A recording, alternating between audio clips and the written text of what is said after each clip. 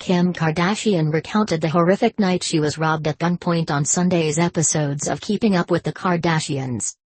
The reality star Kim Kardashian recounted the horrific night she was robbed at gunpoint on Sunday's episodes of Keeping Up with the Kardashians.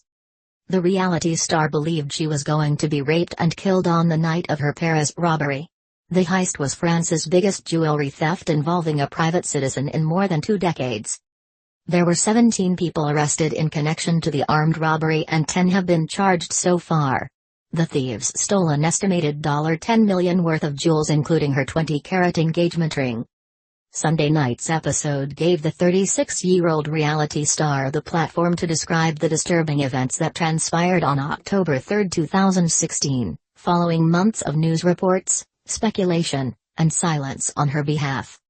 The episode shows Kim in the weeks following the robbery, explaining to her sisters Kourtney, 37, and Khloe Kardashian, 32, that her mouth was duct taped to stop her from screaming. "He grabs my legs, and I wasn't, I had no clothes on under.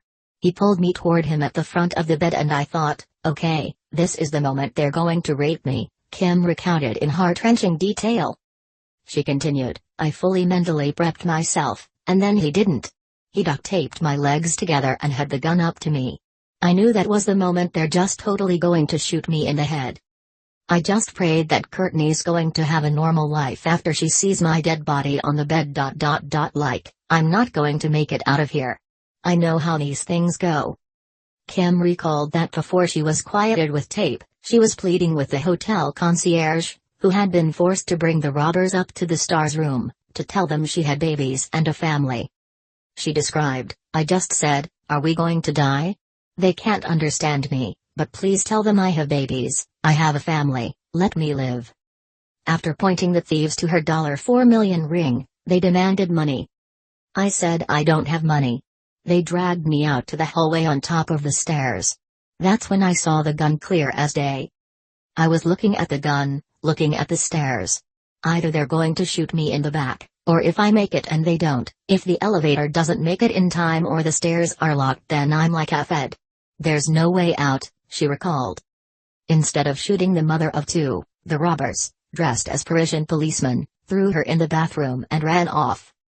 The gang escaped on Vélib', hire bicycles which can be rented all over Paris. Kim said that when the robbers left, she hid in a bush on the balcony. "It was really hard for me when the police showed up because they were dressed in the same uniform, except for the face masks." She also revealed her theory for how the horrific proceedings occurred. She said, "What I think happened now, after thinking about it so much, is that there was probably a group of guys that were following us the entire trip. I was snapchatting that I was home and everyone was going out, so I think they knew Pascal Duvire was out with Kourtney and that I was there by myself. They had this window of opportunity and just went for it." Kim snapchatted her FaceTiming with Blac Chyna hours before the robbery. Family bodyguard Pascal Duvire had been assigned to protecting Kim's sisters Kendall and Kourtney when the robbery happened, and while the Kardashians said they didn't blame him for what happened, after 4 years in their employ, Pascal is no longer working for them. In the immediate aftermath of the robbery, both Kim and Kanye had seemed to show their support for Pascal, who was seen protecting the couple in New York City days later. A shift began to occur weeks later, according to some close to the family, with Kanye becoming increasingly concerned about the safety of his wife Kim and their 2 children, North and Saint. The bodyguard went underground in the wake of the robbery, admitting he tried to escape the constant harassment from international media. His family, including his 2 young daughters, were also targeted, with rumors circulating that the heist was an inside job. Having spent years by Kim and later Kanye's side, Duvire has remained loyal and has declined to comment on his firing in the wake of the robbery. Almarat Kidach, a 60-year-old Frenchman who was thought to be the ringleader, told police the gang melted down and sold off most of the stolen jewelry, but they kept Kardashian's diamond engagement ring because it was too difficult to resell. In police statements, Kidach said his team had planned to rob Kardashian during a previous visit to Paris, but got cold feet because she was always surrounded by people.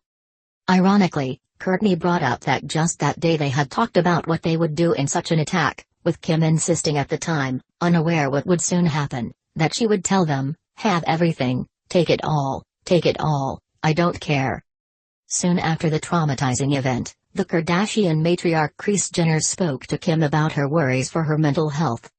"What I'm worried about is you're in shock, and you don't want to get to a place where you get post-traumatic stress disorder. I think you should talk to somebody." Kim calmed her mother by telling her she thinks she'll be fine, but that her body is physically exhausted. Kim took a 3-month break from social media following the robbery. She will testify against the thieves, but she reportedly will not be cross-examined. Later on in the show, Kim's family reacted to her ordeal. Her husband Kanye, who had to stop a concert halfway through when he got the news that his wife had been robbed, said that if Kim had been hurt, he would have gone to great lengths to avenge her. "If anything happened to you, I wouldn't have stopped until they were dead." Jenner said, through tears, "It's been the most devastating thing to have one of your children fear for their life, thinking at any moment they're going to die when they have 2 children. For the rest of us, the thought of losing Kim is emotionally scarring and hard to overcome."